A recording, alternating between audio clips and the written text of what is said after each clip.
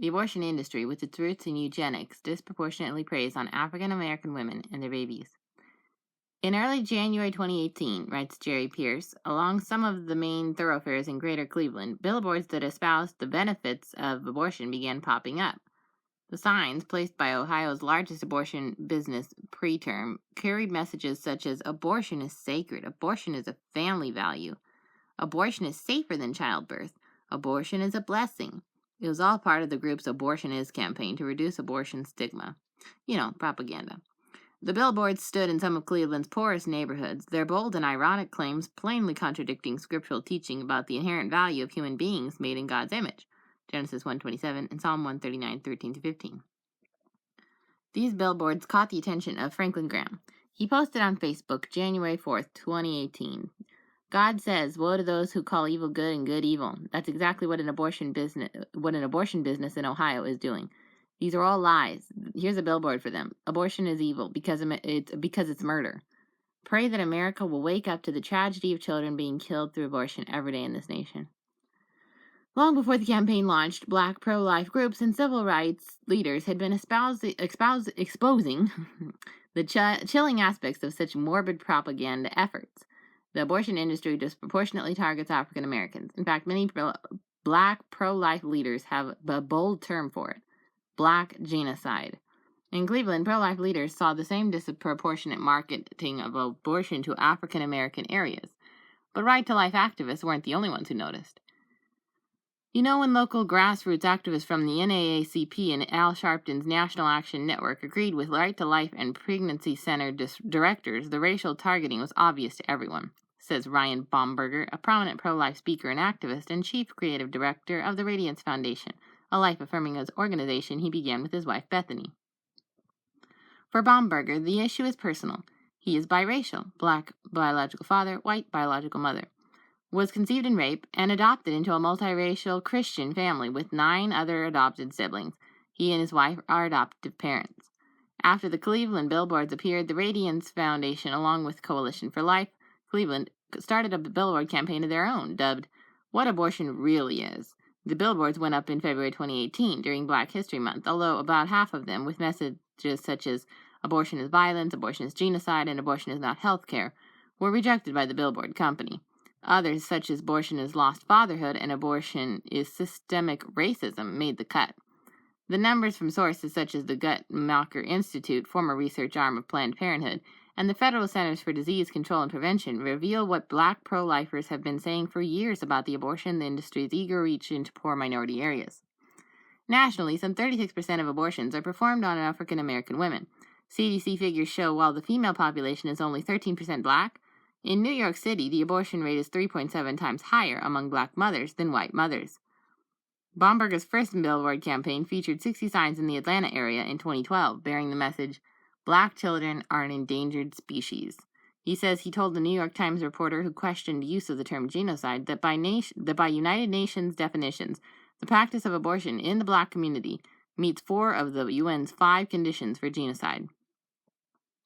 Those conditions are killing members of the group, causing serious bodily or mental harm to members of the group, deliberately inflicting on the group the conditions of life calculated to bring about its physical destruction in whole or in part, imposing measures intended to prevent births within the group, and forcibly transferring children of the group to another group. Of those, only the last isn't applicable, Baumberger says. I don't know how else to describe it, he says. How do you describe it when in New York City, more Black babies are aborted than are born? Writing in the Wall Street Journal last July, columnist Jason L. Riley, in an article titled Let's Talk About the Black Abortion Rate, reported that between 2012 and 2016 in New York City, the city's health department recorded 136,426 abortions performed on Black women, compared to 118,127 Black babies born. Among whites, Hispanics, and Asians in New York City, births far surpassed abortions. Alveda King, niece of Martin Luther King Jr. and a noted pro-life activist, agrees. King says she had 2 abortions in the early 1970s, the first one without her consent at the hands of a doctor early in her pregnancy. In 1983, when she says she was truly converted to Christ, her eyes were opened by some other African-American believers who were discussing abortion. They were talking about genocide and how abortion was part of the genocide movement, the new genocide movement.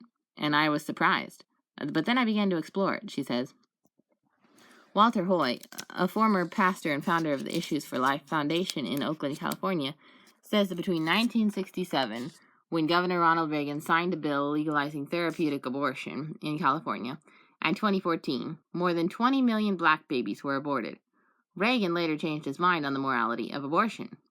That's 40% of the under 50 generation today, Hoy says, adding that black abortion rates exceed combined death rates among blacks from heart disease, stroke, and cancer.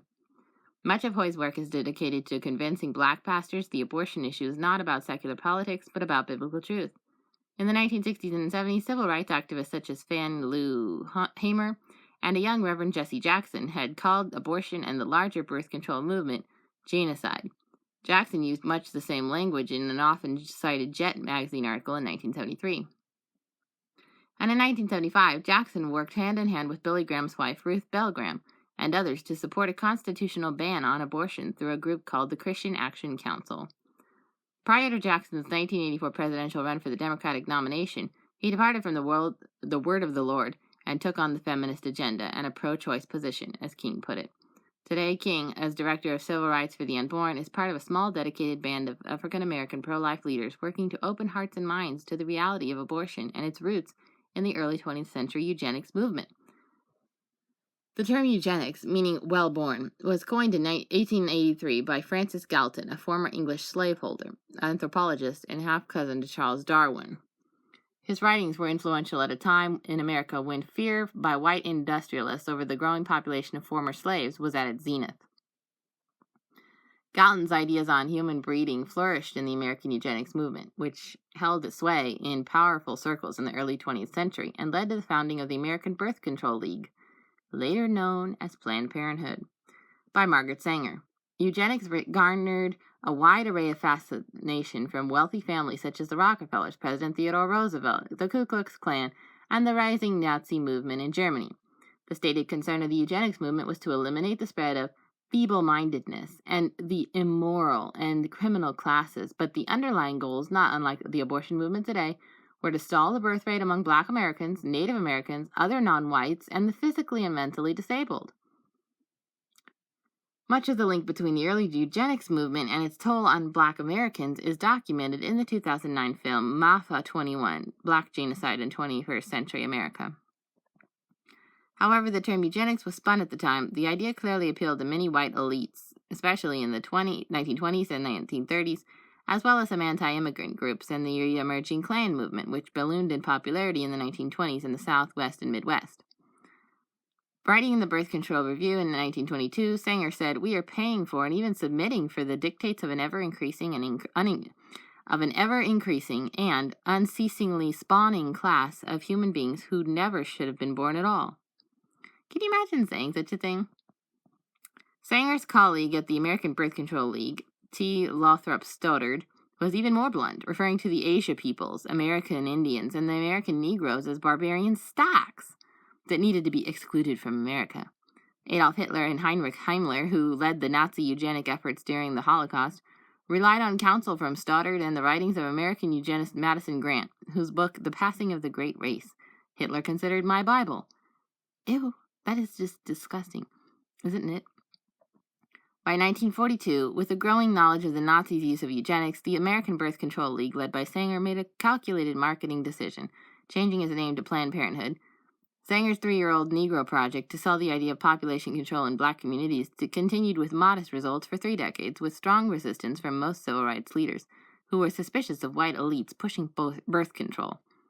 In as many as 30 states, even as late as the early 1970s, thousands of black females, including many teenagers, were sterilized by state-run eugenics boards, often without consent if they were deemed feeble-minded or incapable of raising children. And just who determines that, by the way? The government?